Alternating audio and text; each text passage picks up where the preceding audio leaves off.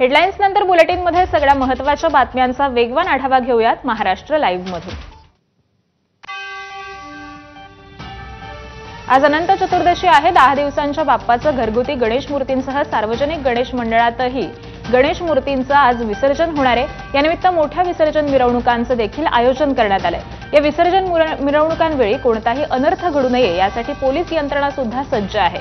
गणेश गल्लीचा राजा, चिंचपोकळीचा चिंतामणी आणि लालबागच्या राजाचं देखील आजच विसर्जन करण्यात येणार।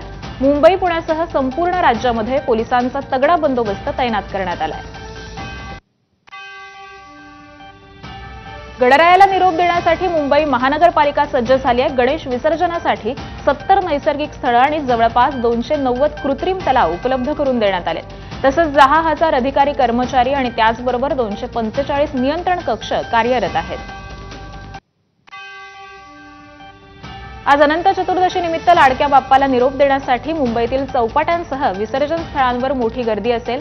आजचा सोहळा निर्विघ्नपणे पार पडावा म्हणून मुंबई महापालिका आणि पोलिसांनीही कंबर कसली आहे। विसर्जन स्थळांवर सध्या जय्यत तयारी सुरू आहे, तर गृहराज्यमंत्री योगेश कदमांनी गिरगाव चौपाटीवर विसर्जनाच्या तयारीचा आढावा घेतला। पुण्यातील प्रसिद्ध श्रीमंत दगडूशेठ हलवाई गणपती ट्रस्टच्या गणपतीची मिरवणूक यंदा श्री गणनायक रथातून निघणार आहे। उत्सवाचं यंदा 133वे वर्ष आहे। या विसर्जन मिरवणुकीच्या रथाचं काम आता पूर्ण झालेलं आहे। आकर्षक विद्युत रोषणाईनं हा रथ उजळून निघालाय। गणेश विसर्जनासाठी अवघे काही तास राहिलेत। या पार्श्वभूमीवर नाशिक पोलिसांकडून विशेष तयारी करण्यात येते। विसर्जन मिरवणुकी मार्गावरती 84 अत्याधुनिक कॅमेरे बसवण्यात आलेत। देखरेखीसाठी विशेष कंट्रोल रूम देखील तयार करण्यात आले। उद्याच्या मिरवणुकीवेळी सुमारे 3000 पोलीस अधिकारी आणि कर्मचारी हे नाशिकमध्ये तैनात असतील। नाशिक जिल्ह्याला 2 दिवसांचा ऑरेंज अलर्ट। आजच्या विसर्जन मिरवणुकीवर देखील पावसाचं सावट, तर गंगापूर धरणातून 2000 क्युसेकनं पाण्याचा विसर्ग सुरू असल्यामुळे नदीकाठच्या गावांना सतर्कतेचा इशारा।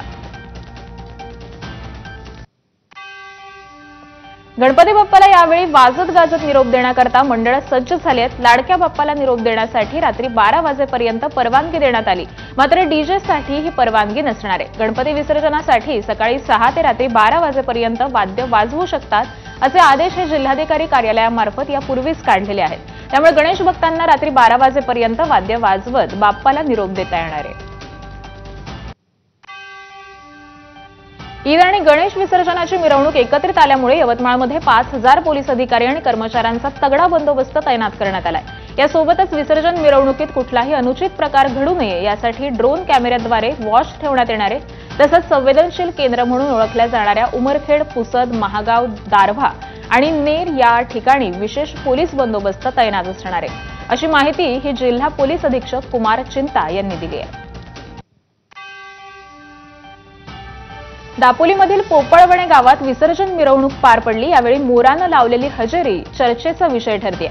अत्यंत बुजरा आणि जंगलात दूरवर दिसणारा मोर थेट गणपतीच्या विसर्जन सोहळ्यामध्ये आल्यामुळे भाविक अचंबित झालेले होते। उपमुख्यमंत्री एकनाथ शिंदेंनी लालबागच्या राजाचं दर्शन घेतलं। यावेळी त्यांचं संपूर्ण कुटुंब हे उपस्थित होतं।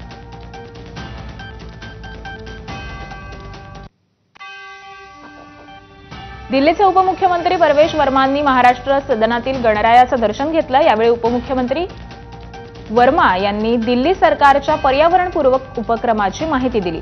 यमुना नदीतील प्रदूषण रोखण्यासाठी दिल्ली सरकारनं यंदा गणेश विसर्जनासाठी तब्बल 85 कृत्रिम तलावांची निर्मिती केली। या उपक्रमामुळे भाविकांना इको फ्रेंडली विसर्जनाची सोय उपलब्ध झाली असून नदीच्या संरक्षणास मदत होईल असं परवेश वर्मा म्हणाले। ठाकुर्लीतील एका तरुणानं रेल्वे स्टेशन आणि परिसराचा देखावा साकारलाय। ठाकुर्ली आणि इतर स्थानकांबाहेर होणारी गर्दी, वाहतूक कोंडी याकडे लक्ष वेधण्याचा प्रयत्न त्यानं आपल्या देखाव्यातून केलाय।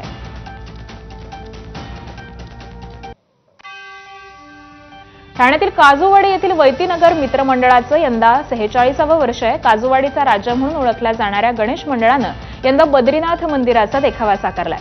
तसंच गणरायाची मूर्ती कागदी लगद्यापासून बनवत पर्यावरणपूरक असा संदेश देण्यात आलाय। ठाण्याच्या पाचपाखाडीतील नरवीर तानाजी सार्वजनिक गणेशोत्सव मंडळानं यंदा महाराष्ट्रातील 11 जागृत मारुतींचं दर्शन घडवलंय. पुरातन मंदिराची प्रतिकृती साकारून 11 मारुतींचं एकाच ठिकाणी दर्शन घडवणारा हा देखावा पाहण्यासाठी भाविकांनी प्रचंड गर्दी केली आहे. तुळजापुरातील सफाई कर्मचाऱ्यांच्या हस्ते गणरायाची आरती पार पडली. जय भारत तरुण मंडळाकडून हा अनोखा उपक्रम राबवण्यात आलाय. आरतीनंतर फेटे बांधून सफाई कर्मचाऱ्यांचं स्वागतही करण्यात आलं, तर महिला कर्मचाऱ्यांचा देखील साडी चोळी देऊन सन्मान करण्यात आला. बीडमधील HIV-ग्रस्त मुलांचा सांभाळ करणाऱ्या आनंदाग्रममध्ये असणाऱ्या वटवृक्षात मुलांनी बाप्पा साकारलेत. वटवृक्षाच्या खोडामध्ये बाप्पा साकारून मुलांनी वृक्ष संवर्धनाचा संदेश दिलाय. मराठा समाजाला ओबीसी प्रवर्गातून आरक्षण देऊ नये या मागणीसाठी जालन्यातील आंतरवाली सराटीमध्ये मागील 5 दिवसांपासून ओबीसी बांधवांचं आमरण उपोषण सुरू होतं. ओबीसी उपसमितीचे सदस्य आणि मंत्री अतुल सावेंच्या फोननंतर आंतरवाली सराटीतील ओबीसी बांधव हे उपोषण स्थगित केलेलं आहे. अंबडचे तहसीलदार आणि उपविभागीय अधिकाऱ्यांच्या हस्ते पाणी घेत 5व्या दिवशी उपोषणकर्त्यांनी उपोषण स्थगित केलंय. मराठा आरक्षणाच्या जी.आर.नंतर ओबीसी नेते लक्ष्मण हाकेंनी आक्रमक भूमिका घेत बारामतीत ओबीसी बहुजन एल्गार मोर्चा काढला. या मोर्चात ओबीसी समाज मोठ्या संख्येनं सहभागी झाला होता. पोलिसांची परवानगी नसताना देखील हा मोर्चा काढण्यात आला होता. यावेळी सभेत बोलताना ओबीसी नेते लक्ष्मण हाकेंनी शरद पवारांवर जोरदार टीका केली. मनोज जरांगेंना शरद पवारांनीच उभं केलं आणि जरांगे नावाचं भूत महाराष्ट्राच्या मानगुटीवर बसवल्याचं लक्ष्मण हाकेंनी म्हटलंय.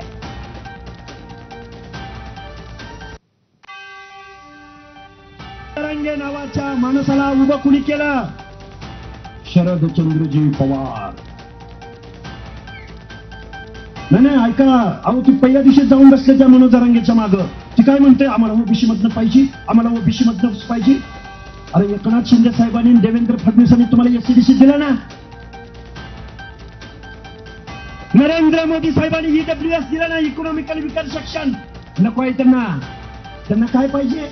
आम्हाला ओबीसी मधनच पाहिजे. शरद पवारांनी मनोज जरांगे नावाचं हे भूत महाराष्ट्राच्या मानगुटीवर बसवलं. ओबीसींच्या बारामतीत काढलेल्या मोर्चावरून आता ऑल इंडिया पॅन्थर सेनेचे राष्ट्रीय अध्यक्ष दीपक केदार यांनी ओबीसी नेते लक्ष्मण हाके यांच्यावर निशाणा साधलाय. जी.आर. सरकारनं काढला आणि टीका दुसऱ्यावरच होतीये. हा बारामतीतला मोर्चा ओबीसींचा होता की भाजपचा, असा सवाल हा दीपक केदार यांनी लक्ष्मण हाकेंना केलाय. जी.आर. जर सरकारने काढला आणि तुमचं म्हणणं जर आहे की या जी.आर. मुळे ओबीसी आरक्षण संपत आहे, तर मग आपल्या भाषणामध्ये विरोध कुणाचा असायला पाहिजे? तुम्ही विरोध कुणाचा करायला निघालाय? जातीचा? त्या ठिकाणी आंदोलन करणाऱ्याचा?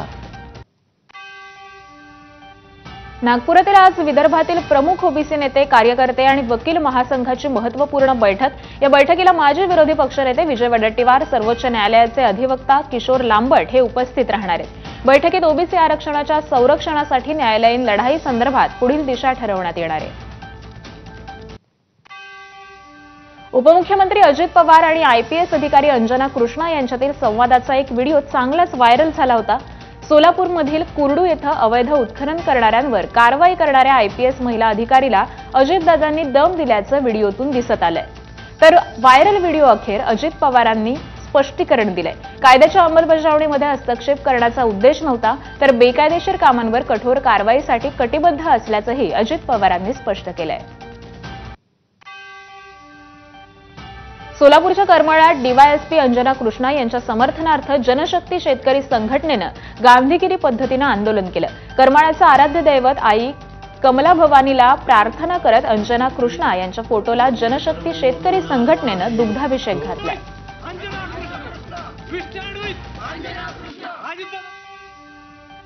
मराठा आरक्षणाच्या जी.आर.वरून महायुती सरकारमध्येच कुरबुर सुरू झाली आहे. जी.आर.वरून नाराज असलेल्या भुजबळांनी सरकारचेच कान टोचलेत. माझ्याशी विचारविनिमय केल्याची दिशाभूल करू नका, असं वक्तव्य भुजबळांनी सरकारला घरचा आहेर दिलेला आहे.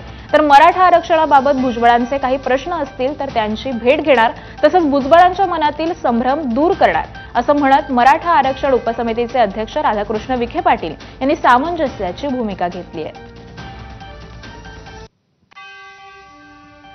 मान्य सुरेंद्र भुजबळ साहेब आपले अतिशय ज्येष्ठ आणि प्रभावी नेते आहेत. त्यामुळे त्यांची काही मनात या संदर्भात काही मुद्दे असतील तर मी समोर त्यांची भेट घेईन आणि मला वाटतं त्या बाबतीमध्ये ज्या मुद्दे स्पष्टीकरण पाहिजे त्यांना तुम्ही स्वतः त्यांना भेटून देईल. बीड परळी महामार्गावरील मैदा पोखरी इथं मराठा आंदोलक मनोज जरांगेंचे चलो मुंबई आवाहन करणारे बॅनर लागलेले आहेत. मात्र हेच बॅनर अज्ञातांनी पाडल्यानं तणाव निर्माण झाला होता. या बॅनरवर छत्रपती शिवाजी महाराज यांचा देखील फोटो होता. त्यामुळे सामाजिक भावना दुखावल्या गेल्यामुळे या प्रकरणाची गंभीर दखल घेत पिंपळनेर पोलीस ठाण्यामध्ये अज्ञाताविरोधात गुन्हा दाखल करण्यात आलाय. सोलापूर जिल्हाधिकाऱ्यांकडून सुधारित परिपत्रक प्रसिद्ध करण्यात आलंय. सेवा पंधरवड्यामध्ये विविध जातींचं प्रलंबित प्रमाणपत्र वाटप करणं तसंच कुणबी जातीच्या नोंदी शोधण्याचे आदेश देण्यात आलेले आहेत. यापूर्वीच्या परिपत्रकामध्ये सेवा पंधरवड्यात मराठा आरक्षण प्रमाणपत्र वाटण्याच्या सूचना देण्यात आलेल्या होत्या. हैदराबाद गॅझेट लागू करण्याच्या पार्श्वभूमीवर परिपत्रक काढल्यामुळे संभ्रम निर्माण झाला होता.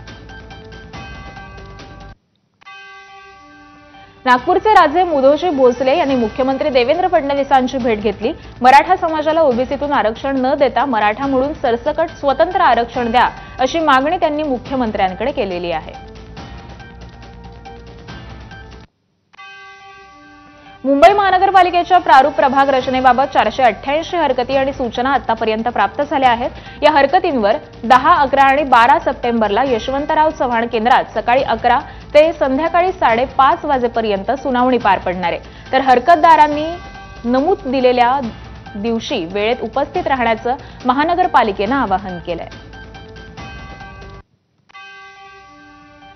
राज्यातील शाळांमध्ये त्रिभाषा धोरण निश्चित करण्यासाठी समिती सदस्यांची नियुक्ती करण्यात आली आहे. डॉक्टर नरेंद्र जाधव यांच्या अध्यक्षतेखाली सदस्यांची समिती ही गठीत करण्यात आलेली असून यामध्ये डॉक्टर सदानंद मोरे, वामन केंद्रे, अर्पणा मॉरिस, सोनाली कुलकर्णी जोशी, मधुश्री सावजी, भूषण शुक्ल, संजय यादव यांचा समावेश आहे. 30 सप्टेंबरपर्यंत ही समिती आपला अहवाल शासनाला सादर करणार आहे. राज्यातील सीसीएमपी कोर्स केलेल्या होमिओपॅथी डॉक्टरांची एमएमसीमध्ये नोंद होणार आहे. महाराष्ट्र वैद्यक परिषदेला स्वतंत्र नोंदणी पुस्तकात नोंद करण्याचे आदेश देण्यात आले. यामुळे राज्यातील 1 लाख होमिओपॅथी डॉक्टरांना दिलासा मिळणार आहे.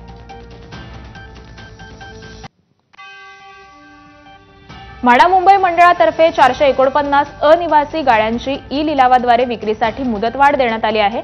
इच्छुक अर्जदारांना आता ऑनलाईन नोंदणी आणि अर्ज करण्यासाठी 16 सप्टेंबरपर्यंत मुदतवाढ देण्यात आली आहे. 18 सप्टेंबरला ई लिलाव पार पडणार तर 19 सप्टेंबरला निकाल जाहीर करण्यात येणार. पुण्यात सर्वत्र गणेश विसर्जन मिरवणुकीची तयारी सुरू असतानाच भर वस्तीत गँगवॉर झालाय. वनराज आंदेकर हत्या प्रकरणातील आरोपी संजीवनी कोमकरच्या पुतण्याची 3 गोळ्या झाडून हत्या करण्यात आली आहे. पुण्याच्या नानापेठेमध्ये आयुष उर्फ गोविंदा कोमकरची हत्या करण्यात आली आहे. गेल्या वर्षीच वनराज आंदेकरची हत्या झाली होती. या हत्या प्रकरणातील मुख्य आरोपी संजीवनी कोमकर सध्या तुरुंगात आहे. तर गोविंदाचे वडील गणेश आणि काका जयंत हे देखील आरोपी असून सध्या ते तुरुंगात आहेत. आज हत्या झाली तो गोविंदा आणि गेल्या वर्षी हत्या झालेल्या वनराज हे दोघेही सख्खे मामा भाचे होते.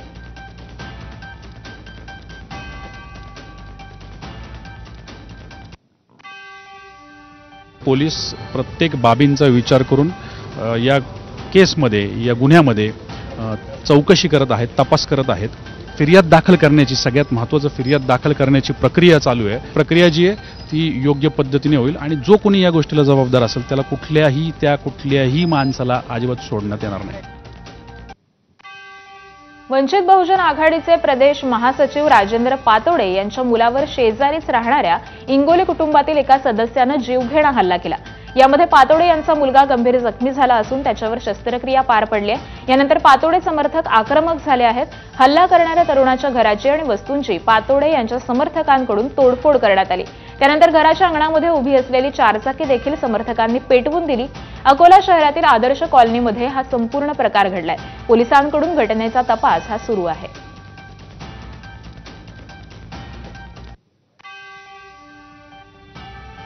यासोबतच